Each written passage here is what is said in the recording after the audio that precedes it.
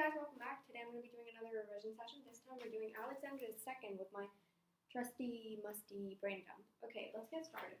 Alexander II ruled from 1855 to 1881. In 1881, he was assassinated by a member of the People's Will. Yep, okay, let's leave it at that. Right, okay. Alexander II was also known as the Tsar Liberator, and he is often accredited for leading the modernization of Imperial Russia. And why is that? So let's get into it. Firstly, we should look at the conditions and the context behind Alexander's rule. Alexander came into power after his father Nicholas I's death. He was tutored by a very liberal person known as Zhukovsky, if I'm not wrong. Yes, Zhukovsky.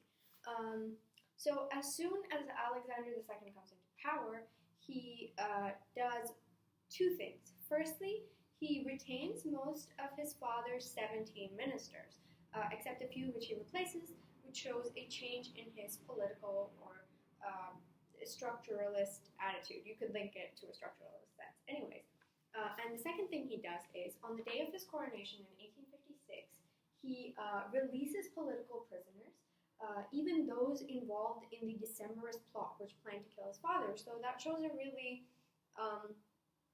liberal mindset that Alexander II came into. Apart from that, he also removed tax dues or tax arrears. Yeah. Okay. So now let's go into the big meaty juicy chunk that he did, right? So we're going to be talking about the 1861 Edict of Emancipation. So at the time in Tsarist Russia, there was the system of serfdom, which basically you had slavery technically under the state and under private owners, under landowners, and the people under the system were known as serfs.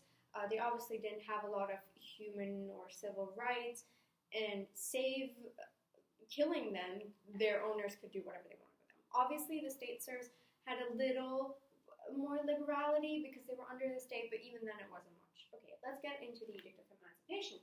So, emancipation was a long time coming. There were many talks about it, and there were a lot of secret committees set up to navigate how the government would go through it.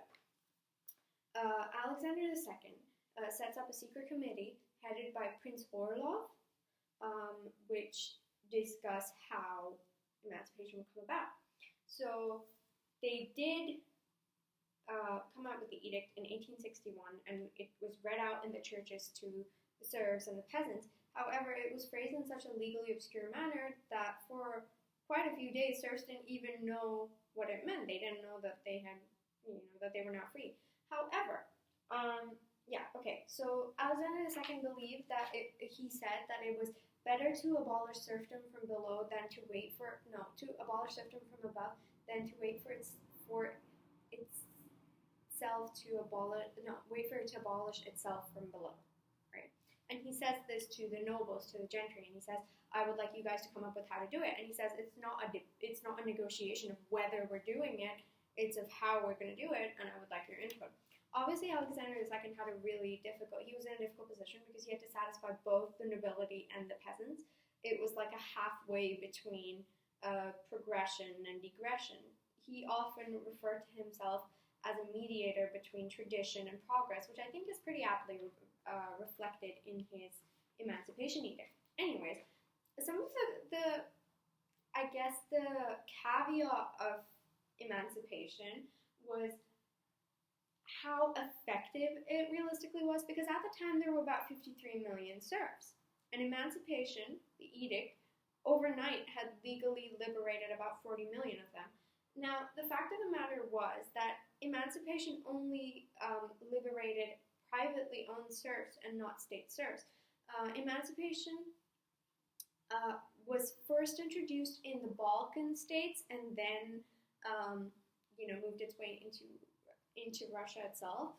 And an important thing to note would be that while, private serfs were liberated first, in 1866, more generous measures were introduced so that state serfs were also liberated.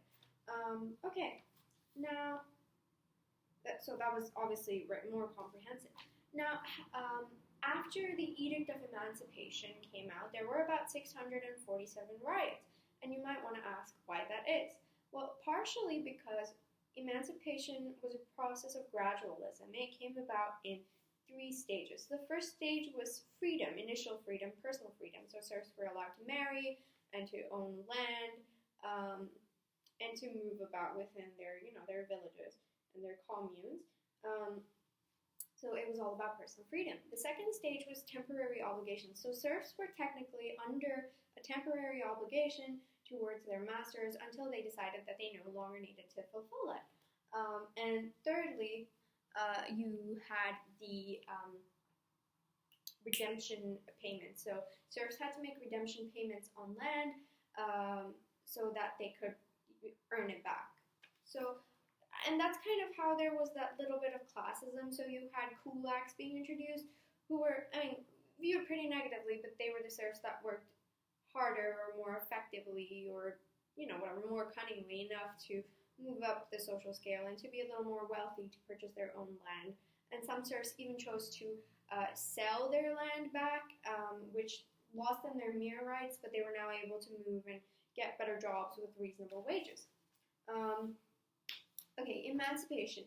Historian Wood says that it was fear and not philanthropy that motivated Alexander II to introduce emancipation. This is corroborated by Reiber's view on it, which states that it was by military causation that Alexander even looked at emancipation as a possibility. And this is further corroborated by the view of Zakharova.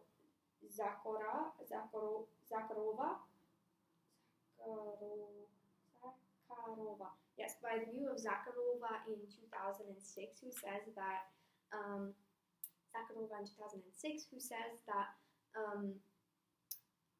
Alexander was not a great reformer by principle, but a military man who recognized the lessons of the Crimean War and thus would go about to implement emancipation. The reason being that emancipation was mainly done because they needed more recruits to build up their army, to protect the state. So it would make sense then that there was a military reasoning behind it, because after, their crushing defeat in the Crimean War, which was their first, setback into their expansion towards the Black Sea, it really opened their eyes. For instance, historian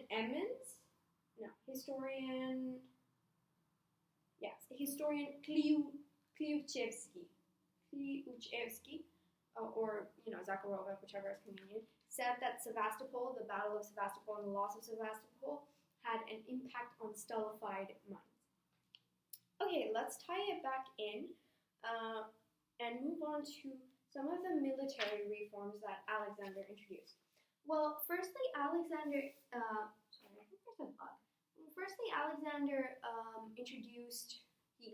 appointed a new minister of war, Dmitry Milutin, who introduced a sense of professionalism in the military. And why do I say that?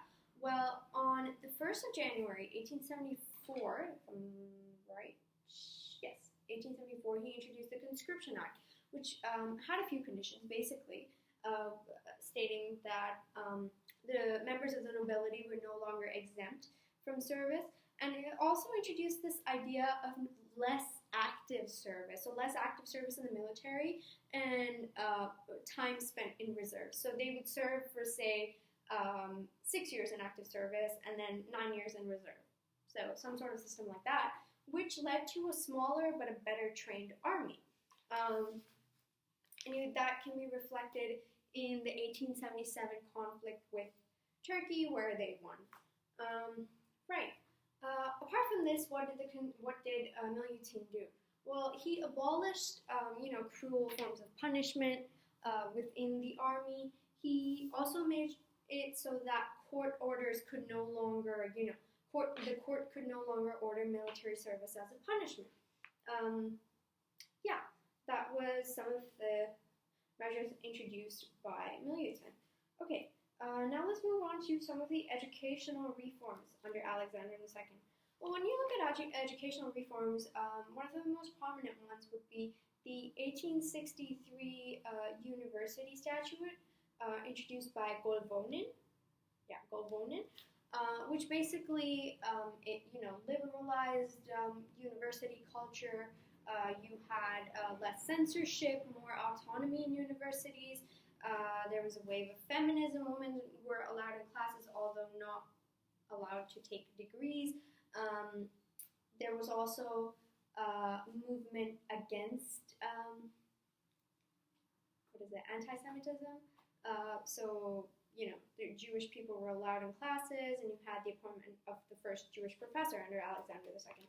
Apart from this, we also saw the number of primary schools rise from 400,000 to 1 million between 1856 and 78 due to funding by the Zemstvos. The Zemstvos were basically like local forms of government. So historian Westwood says that the local knowledge of the Zemstvos and the Dumas, the town Dumas, allowed them to effectively do a good job. And he also notes that Zemstvos were the seedbeds of liberalism. Now, when you look back at university culture,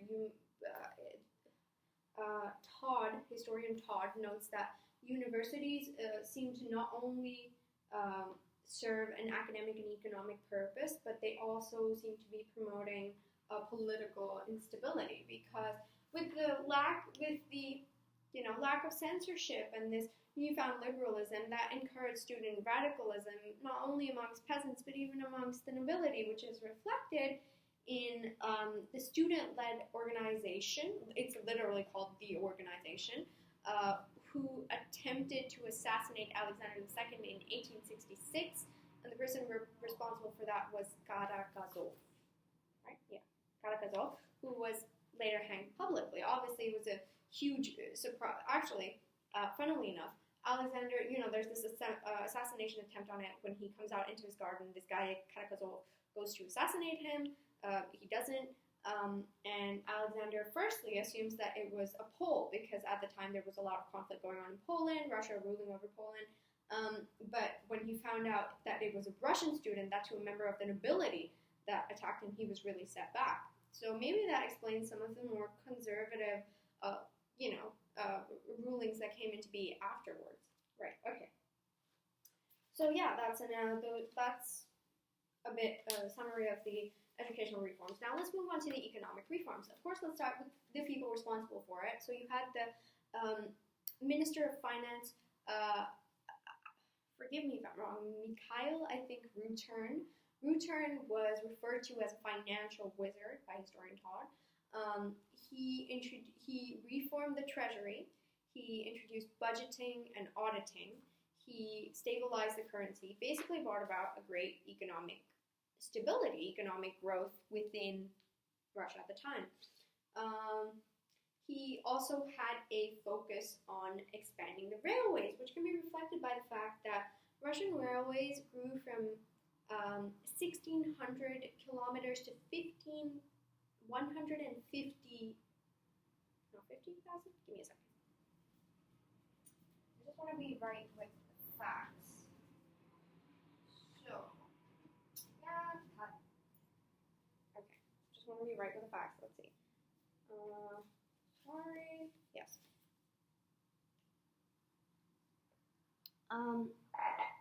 Yeah. Okay. Sorry.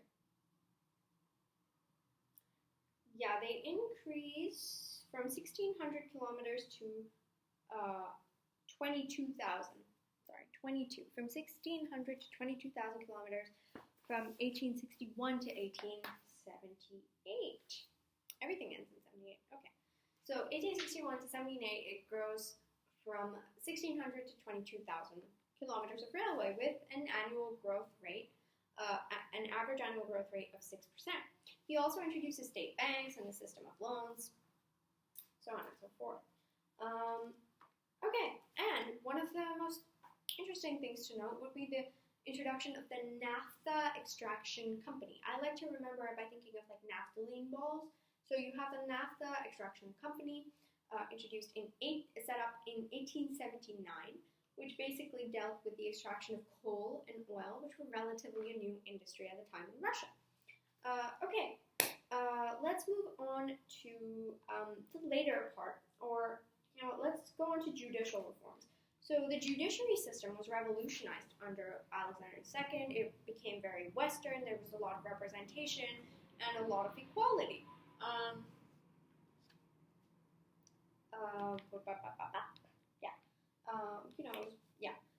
One of the most notable cases was that of Vera Zasulich, who assassinated the governor of St. Petersburg, but was interestingly not found guilty for it in her trial because the members of the jury hated the governor and they didn't really care whether he lived or died. So you could argue, in contrast, that maybe there wasn't so much of a fair trial. And again, that indicated to Alexander that maybe public hearings weren't the best idea.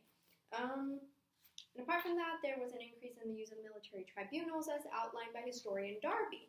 And then you had the 1881 Statute of State Security, which was a little more reactionary in fairness and introduced towards the end of Alexander II's life, with there being a prohibition on public gatherings of more than 12 people, and there were, lots of political persecutions.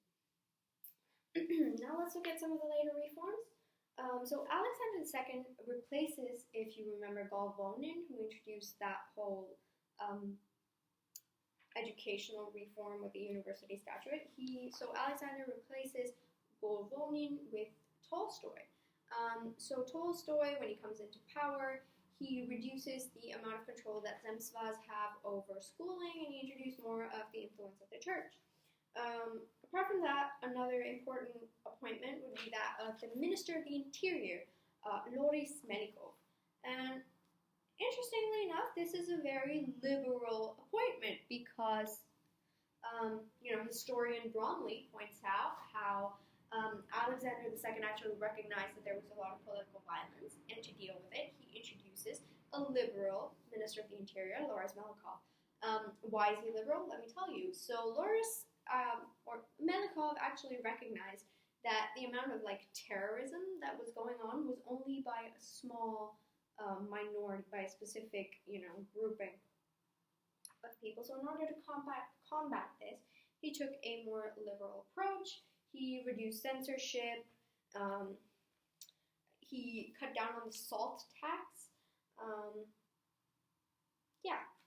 That's mainly what he did. Now we'll move on to the last section, some of the historiography. So historian Manning says that the crisis of autocracy was inseparable from that of the gentry, basically stating that it was not possible for a nation to have a functioning autocracy when there was so much corruption present from the members of the gentry. And then that by the end of his reign, autocracy or the state was neither the autocracy nor the state were changed because the Tsar still had total power, as says Lincoln. Zakharova, 2006, notes that it was a watershed moment in Russian history with the Tsar himself initiating transformations. And historian Emmons notes that, of course, indeed, they were fully functioning reforms that he introduced, and they were successful because he defines that a reform is essentially the unification of transformations large-scale transformations under one system or epoch, which he believed Alexander II's reign implemented. Historian Lynch states that it gave the promise of a new dawn and then retreated into darkness. However, there is, of course, another nuanced argument that says that all Alexander really did, or really wanted to do, was develop the people's national and civic consciousness, which I believe he did. I mean, when you look at the influence of the Zemstvos and emancipation, education, and, the move against anti-Semitism and all it really did, essentially, was, I think, what Alexander II wanted to do was unite the people. Because Russia as a state, this is a very analogous argument, by the way, but Russia was so large that it was inevitable that it would be divided, that there would be a lot of divisions, be it class or ethnicity or, religion, and so on and so forth. So I think what Alexander recognized was that they needed a state identity. They needed a national identity, something to unite under, something to be proud for so that they could fight for. And I think this reflects really well this ideology of a national identity, when done right, can work if you look at Japan. So while, you look at Russia and it kind of failed to create a national identity, there were still, the Cossacks and the Slavophiles and the Westernizers and the intelligentsia, and there was still so much division, it was present all the way, I think, up until, I would argue, like Yeltsin, like towards the end. You couldn't help but polarize the people. When you look at, like, a nation like Japan, a nation-state like Japan, they developed this idea of a unified national identity after, the shogunates, oh my god,